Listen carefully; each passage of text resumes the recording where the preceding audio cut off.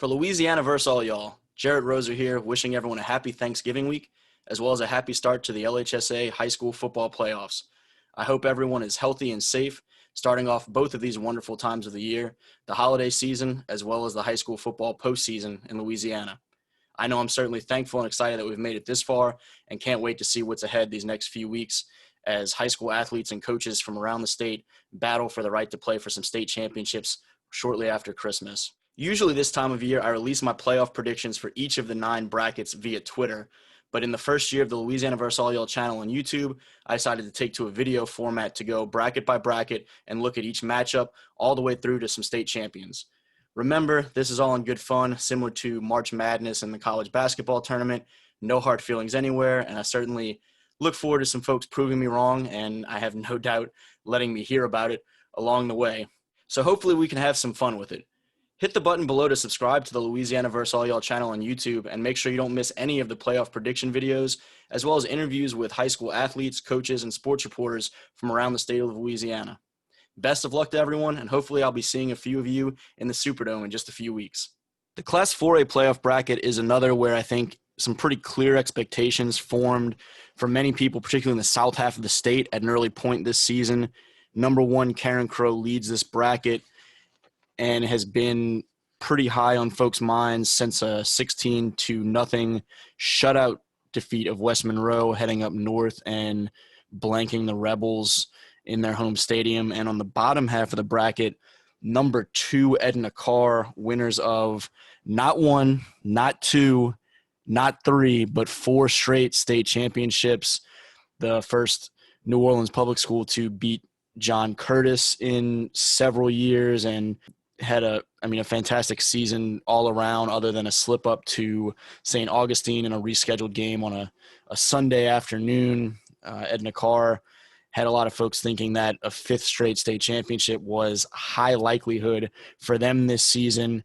But crazy things happen come playoff time, and looking around at the rest of this bracket, particularly some less on the radar schools from the north half of the state, we'll see a couple of the top contenders to knock off those top 2 seeds.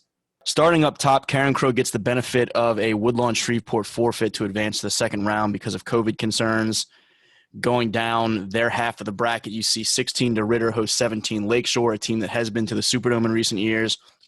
Number 9, Huntington will host number 24, Livonia. Some good talent up at Huntington. Aaron Bean, the Louisiana Tech commitment, Jarrell Joseph, a quarterback who is in my top 2021 prospects list, and number 24, Livonia. Also some recent Dome experience, some recent deep playoff runs. Number 8, Plaquemine, another school on the west side of the Mississippi River in the Baton Rouge area that has knocked on the door with some deep playoff runs in recent years, will host number 25, Bel Air, excited to get back into the postseason. Number 5, Leesville, a team that went on the road last year to start the playoffs and came away with a win. And so some guys there with some playoff experience, certainly some talent, guys like Joe Ozan and Caleb Galashaw and company. They'll host number 28, Northwood Shreveport. That was an undefeated 7-0 this regular season, but had a forfeit 2 games to start the season, and so ends up with a 5-2 record technically for power rating sense. They were a 12 seed a year ago, and I think one of those low seeds to watch potentially make some noise this year. Number 12, Minden, a fantastic season, will host number 21, John F. Kennedy.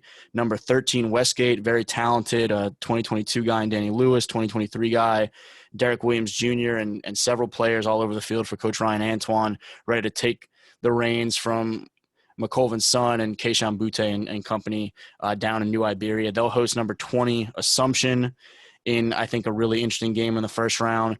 And number 4, Neville, in first-year head coach Jeff Tannehill's first playoff run. They'll host number 29, Peabody, to start the playoffs as Coach Mickey McCarty takes on an administrative role, and Coach Tannehill, who's been there for some of the Tigers' recent runs, takes over the reins as the head man. Bottom half of the 4A bracket, number 3, Tioga, a team that was number 4 last year and ran into a lower-seeded Warren Easton and had to go on the road in the second round to New Orleans and came away shy of of the Warren Easton Eagles. They will host Rain to start this year's postseason at number 30.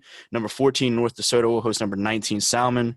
Number 11, Cecilia will host number 22, Landry Walker, in a matchup of, I think, some pretty talented teams. Alex Swallow, the quarterback for Cecilia. I really like sophomore athlete Jamani Davis, Bragan Broussard and company out at Cecilia. Landry has several guys in my top rankings for the 2021 class, including quarterback Justin Hudson, wide receiver Cyrus Allen, defensive back Travis Walker, wide receiver Devontae Griffin, linebacker Josh Berthelot, but goes on down the list. The winner of that one would have number 6, Warren Easton, or number 27, Bro Bridge. We'll talk more about Warren Easton in a second. Number 7, George Washington Carver with Linares Elfays Jr. and company, a very talented team in New Orleans who put a scare into a couple of these other top teams and had some pretty big wins along the way. They'll host Twilly Lovett and company at Belle Chase, the number 26 seed. Number 15, Estruma, back into the playoffs. Junior running back Le'Veon Moss is one of the best in the class of 2022 in Louisiana. They will host a Pearl River team at number 18. And as I mentioned, number 2 at Nakar, they'll host number 31, AJ Ellender. I like Lakeshore to get a 17-16 win, go on the road and beat DeRitter and have an opportunity to play Karen Crow in that second round. Those 8 and 9 schools I moved on as well, Plaquemine and Huntington. Minden at 12 I advanced, as well as that lower-seeded Northwood Shreveport that, again, I think is probably one of the top teams, top contenders to knock off a Karen Crow and make some noise in this half of the bracket. They're just lower seeded because of those forfeits. I have them advancing, getting a chance to host Minden in the second round. And I look at Westgate and Neville advancing to face one another in the second round, a couple of schools that have some of their own playoff history, including a 2-point margin in last year's quarterfinals where Neville advanced and went on to the semis. I have Neville winning again this year. Coach Tannehill and company moving on to the quarters and facing that Northwood Shreveport team that I think makes the quarterfinals as a number 28 seed. And I give Huntington the edge on the road, coming down south with some of that talent, Jarrell Joseph and company, getting the best of the Green Devils and having a chance to advance to a quarterfinal to face Karen Crow. But I think Karen Crow and number 4 Neville are the two teams to advance to the semifinals in this one. I mentioned some of the attention that came Karen Crow's way earlier this season with a big defeat of West Monroe. That's a team that was a quarterfinalist a year ago, has some playoff experience, has some really talented guys. Kendra Williams, the running back who's committed to the hometown Cajuns, the defensive back Bailey Despani, one of my favorite guys in the class of 2021 who's committed to Tulane, Big John Miller Jr. on the offensive line, I think an underrated offensive lineman in this 2021 class. And the Bears are trying to run their way back to the Superdome for the first time since 2011 and pursue potentially a first state championship since the early 90s. Their matchup in the semifinals, as I mentioned, first-year head coach Jeff Tannehill at Neville. He took St. Frederick to that stage a few years ago when the split first began. The Tigers at a 4 seed, only losses on the season were a 3-point loss to a Ruston team who, if you watch the 5A bracket breakdown, I think is going to make some real noise in the Class 5A postseason, as well as a loss to West Monroe, who was always a threat to make a deep run. So make sure to watch that 5A video and see where I have both of those two teams advancing. The bottom half, I have those two more northern schools, Tioga and Central Louisiana and North DeSoto, up in the northwest corner of the state, advancing in the second round. I give Cecilia the edge at home against Landry, despite all that talent that the Charging Bucks will bring west with them. I move Cecilia on to that next round to face Warren Easton. I have Carver getting the best of Belle Chase and advancing, Eunice winning at home against a talented Bastrop team that could certainly bring some of its firepower down south and pull an upset, but I give the edge to Eunice to advance. I move Pearl River, the 18, past number 15, Estruma. Pearl River is a team that hosted a playoff game last year. They have some recent playoff experience, and I'll give them that edge over newcomers Estruma with that program making a big step to get back to this point and host a playoff game after being the 32 seed and going on the road last year and losing to Lakeshore. They end up with Carr, Pearl River does in this prediction. And I moved Tioga and Warren Easton back into the quarterfinals for a rematch of that aforementioned second round game. That was a really interesting one at Pan Am this time last year.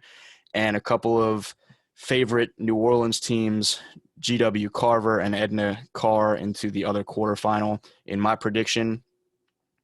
A lot of talk about Tioga making a really deep run, potentially being a team that could knock off a Carr. I know a lot of folks in that area really like them. Warren Easton is a team that has kind of flown under the radar with Sean Washington and company, a talented bunch yet again, but from an early season loss to Edna Carr, it seemed like some of the usual hype around that program with Ashad Clayton now at Colorado, Seth Van Pran now at Georgia, and some of the other guys lost from these recent teams. Some of the hype hasn't quite been there, but they've played fantastically down the stretch. I think have a chance to really make a push back to that point where they do force a rematch with Edna Carr in the semifinals. A lot of folks over there on Canal Street really believing that despite that first matchup earlier this season, there's a chance that they could make a run and get back to the Superdome this year. But I think we get those top two teams, despite some of the challenges along the way, the Northwood Shreveports and Nevilles and Huntingtons of the world, Tioga, Warren Easton and Carver and company on the bottom. I think we get Karen Crow. I think we get Edna Carr. Those two teams, so much talent and so much experience, both in recent playoff runs as well as managing some big tests throughout this year. I think we see both of those advance to the Superdome, and I give the edge to Edna Carr. The Dome is essentially Carr's second home. They, as I mentioned at the start of this video, have won 4 straight state championships, and no matter how many fantastic players graduate and head off to college, there's just another wave ready to go.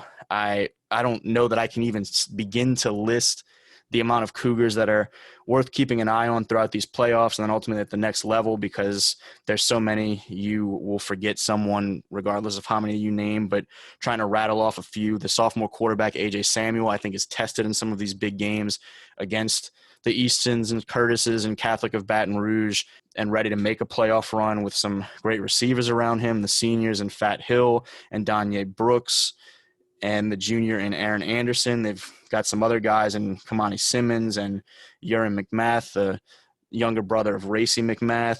Kevin Maroney in the backfield for those guys. Up front, Kenneth Bannister, the Louisiana Tech commitment. Also like Kenny Nichols up front. On the defensive side of the ball, senior Destin Refuge, who is long overdue for some more college attention. The junior big man up front, and Tyji Hill. You have some younger guys in the secondary along with Destin and Ryan Robinson, Michael Richard. You have some great guys in that defensive front seven along with Tyji and Torrey Morgan and Con Meads and Carl Odrick and Skyland Jean-Louis and Jonathan Bax. And again, despite rattling off whatever that was, 10 to 15 guys, I'm sure there are another 5 to 10 that will be opening some eyes throughout this playoff run. But I do think that Edna Carr's, Coach Bryce Brown and company, pull it off again, win a 5th straight and a 6th since 2012, and just continue to live up to that second to none mantra. Let me know in the comments where you disagree, and make sure to hit that subscribe button to subscribe to the Louisiana vs. All Y'all channel on YouTube and not miss any of the playoff prediction videos or interviews with high school or college coaches, athletes, and sports reporters. And don't forget to mask up as we head out to these high school football games over the next month or so, and make sure that we can get to the state championships. For Louisiana vs. All Y'all, Jarrett Roser. Thanks for watching.